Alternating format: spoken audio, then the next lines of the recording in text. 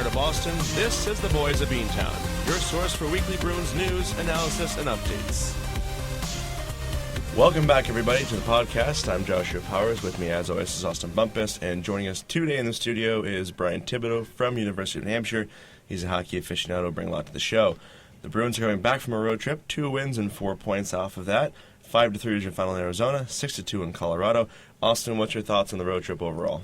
I think it was really good to see from these Bruins. Like we were talking about last week, they got off to a rough start. They really needed time to kind of build up chemistry, both on offense and defense, kind of connecting on their passes. I think we definitely saw that in the Colorado and Arizona games. I think it was really good to see that high-scoring offense that people are used to from these Bruins and have a solid performance by Tuukka Rask. And tonight will be a huge test to see if that keeps up. All right, Brian, welcome to the studio. What are your thoughts on the road trip? Well, they finally put it together for a full 60 minutes. Opening night, they had a good first period and sort of fell apart. Against Montreal, they started off well, had an unlucky first goal, and then sort of fell apart after that. Having the goal called back didn't help. That sort of took the wind out of their sails. Game against Tampa, they came out firing and then fell apart again. And finally, in Colorado and Arizona, they put it together for a full 60 minutes. So I really don't think it was as bad as people were making it out to be. It was honestly just about putting it together for a full 60 minutes, and that's what they did. So in the Colorado game, Tuukka Rask was given the night off. He had played 7 games in a row up to that point. And I personally think it was a very good decision they gave him the game off. He was not playing strong goaltending. He was not being the most active contributor to the wins, or trying to win at least. Do you guys feel that it was the right decision to have him sit at least Colorado, and if not Colorado, then Arizona? If one of the two, he had to sit. I think it's tough to... it definitely made sense to sit him. I think he really needed that. But it's tough to put all the blame on Tuukka when we've had such kind of a hurt defense, or such a young defense, that we were missing guys like Chara towards the start, and we're kind of just putting all the blame on Tuukka and kind of leaving him out to dry, when in reality it's not just him, it's the whole team as a whole that just was not clicking, and in turn it just kind of turned into some poor performances from everyone all around. Yeah, I definitely agree with that. The defense definitely hung him out to dry, but when you give up basically 5 goals a game, that's definitely on the goalie as well. There were definitely some saves that he could have had back. I think that had he had a stronger performance in the Tampa game, they would have actually had a shot at winning that game. But he let in a few soft goals, and that just sort of led to the collapse in that game. He definitely wasn't playing well. It was good to give him the night off. Obviously every goal turn needs a night off every once in a while. The defense was also looking much stronger when they went on the road trip. It was kind of funny. There was a tweet by Jack Edwards, and he was saying, if the boys start doing bad again, let's just send them on a plane for 4 hours to the middle of nowhere and then bring them right on back, because they'll be good to go again. And the defense was looking a lot stronger for some reason. There was a whole new hockey team going to Colorado. And especially in Arizona, where, personally, I did not expect to win that game. By the way, that Arizona was playing. And they go out there and they dominate. They absolutely dominate. In fact, the shot totals, when they have them here, are 43-23. It was absurd. In the second period, they outshot Arizona 19-4. And I think it's going to be a huge thing to kind of keep that up in these next upcoming games. You got Philly, you got the Islanders.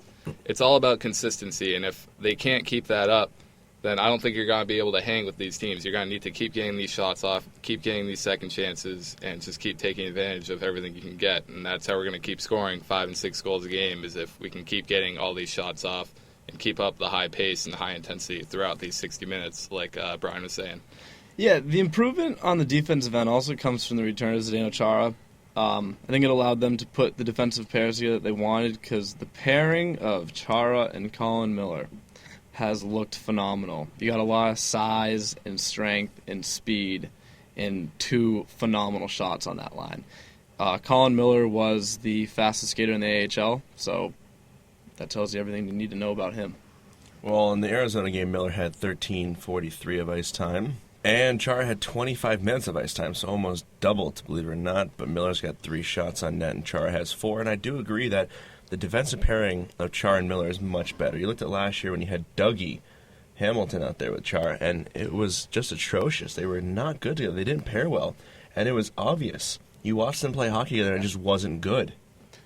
I don't agree that it was atrocious, but Dougie wasn't the fastest skater, And I don't know if that affected Chara that much, but when Colin Miller was on the ice, the guy's flying around, and it definitely seems to have helped Chara's game a little bit. It definitely brings an added element to that pairing that wasn't there with Dougie on the ice. And I think it's like we talked about last week, where this team is kind of transitioning to a really fast-paced, kind of high-flying offense. And like we were talking about with Colin Miller, he's very fast on the ice. He can move around well. And it actually, I think, helps out Chara in the end. Like Brian was saying, it kind of balances things out. You got a nice mix of strength and speed on defense. You got some good offensive shots on there. And everything just comes together well when you have all those guys on the ice rather than just small, quick guys like Marchand or Krug. All right, so a quick road trip. For me, my stand-up player is Kevin Miller. Arizona, he had over 19 minutes of ice time, 3 block shots, 2 shots on net. When he fought Vitali, he broke his face on a right hook. He absolutely broke it. The guy's out for 6 weeks now. Austin, who was your standout of the road trip? I think it's got to be a guy like Tyler Randell, who just kind of added that offensive spark that this team really needed. You look at his first 2 shots on net, both goals, and that's just kind of that spark we really needed on offense. It kind of reminded me of Torrey Krug from the playoffs a couple years ago, where he came in and just was scoring goals left and right, where no one really knew who he was. It added a lot to everything that was really like a needed spark to this offense. Yeah, my standout player, it's got to be David Krejci. The guy, I don't think he's tied for the league leading points anymore just because they haven't played since Saturday night, but at that time he was tied for the lead with 9 points. He had 4 points on the road trip, 3 points against Arizona. The guy's playing on another level right now. He's by far the Bruins' best offensive player. I mean, we know that he's also a two-way forward like Bergeron. The guy he's out of his mind right now. I hope he keeps up this pace, because if he keeps up this pace, the Bruins will definitely be a playoff contender, that's for sure. And you have Marchand back now. He was out with a concussion the past couple of days. It's always nice to have him back. You know, it's a veteran presence. With such a young team out there, you want to have as many veteran guys out there to, I don't know, calm the nerves, you know, to be out there, to be a presence, to make plays and help make plays develop. And to have Marchand back out there, it's got to be a relief. You know, it really has to. I mean, granted, even if he doesn't contribute a ton, he's still that guy that's out there like Chara, where he might be old and slow, but he's that veteran presence who makes it worthwhile. Yeah, I wouldn't even say that Chara's old and slow. He's definitely lost his pace a little bit. He's not the 2011s that Zdeno Chara, but the fact of the matter is he's still a top 15 defenseman in the league. He's a first-line defenseman for sure. If he stays healthy this year, who knows, I mean, what he could do. Last year, obviously, he battled some injuries, and consequently the Bruins didn't make the playoffs, but if he stays healthy, we'll see what he can do. And I think it's good having a guy back to Marchand back on the ice. You see him, he can get a little risky at points, but I think that's the kind of, I'm not going to say spark again, but I just said spark again. I think he brings that kind of needed toughness, needed just kind of quickness, and that just like spark plug mentality that Marchand brings to the table. If you look at that shorthanded goal against Arizona, he took a chance there, and he definitely took advantage of it. And I think that's what this Bruins team needs. It needs to kind of create these chances off of things that probably shouldn't be happening and just take advantage of it. We're going to turn to the phones now. Zachary is calling in from New Hampshire. Zachary, what are your thoughts on the Bruins road trip and how it looks for their season so far? I think it looked good. I think we can look forward to a turnaround in the season now with those 2 wins. They look strong. They look better than they did at TD Garden, no doubt. You know, if they can keep up that pace of play where they played hard for all 3 periods instead of just the first one, I think we should end up with a pretty decent year.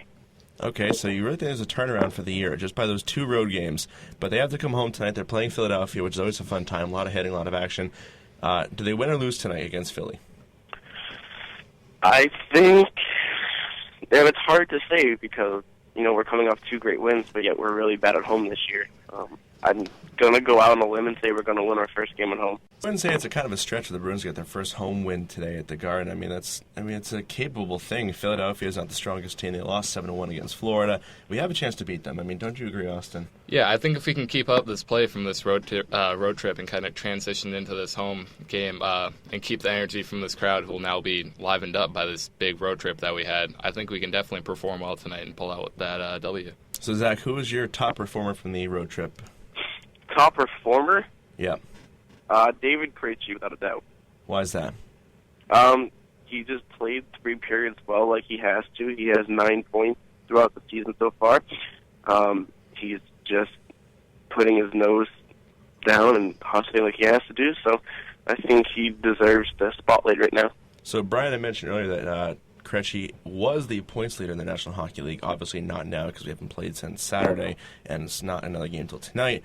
But do you think that Krejci can continue that performance that he's had? I think Krejci, honestly, if he keeps up with what he's doing, could be at least top 10 in the National Hockey League. There's no doubt guys that are better than him, but Krejci's just in the position right now where he could be in the top 10. All right, so transition from top scorers to possible trade rumors. Obviously, there's a lot going on. Brian here has to talk about that stuff, but Brian, what do you think? Who do you think the Bruins will put on the trading block come February? Zdeno Chara. And my reason for thinking that is he's a big defenseman. Obviously he's getting slower, but people are going to want that big defenseman presence on their squad and hopefully give them a boost.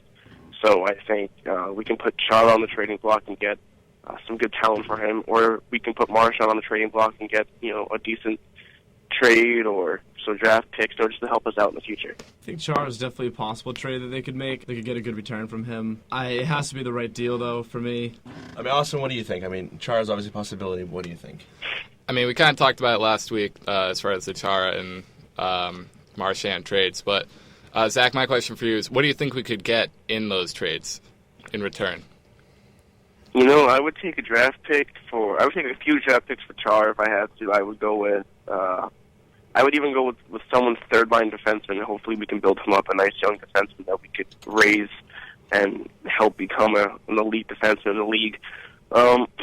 Right now, I don't have anyone in mind for defenseman-wise. I'm willing to get some no-name from any team and help him develop.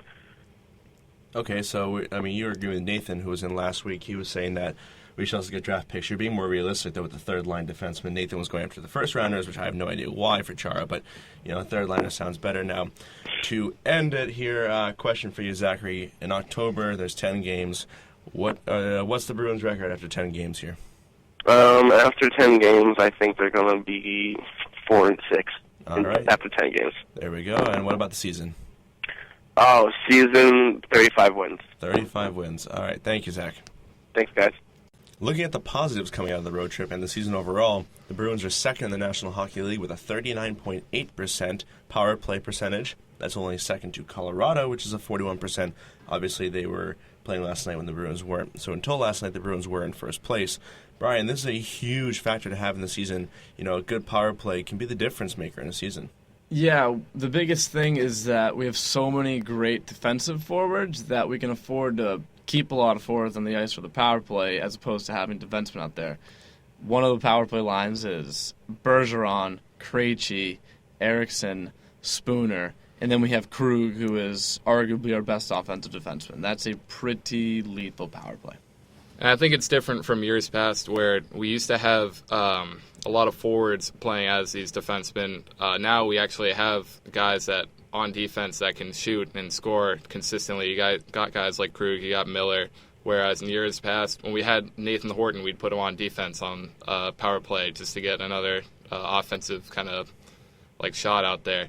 And it definitely helps out. I think that's what differs this year from past years, and that's what will definitely help this team out in the long run is this power play that is actually succeeding rather than last year, the years prior, where we definitely struggled when we were a man up. Absolutely. I mean, the power play has to continue this way. You can't let this power play just settle down. It would be nice if the Bruins could stay first or second in the league. The question is, can they do that, though? It's too early to say they can keep that pace up.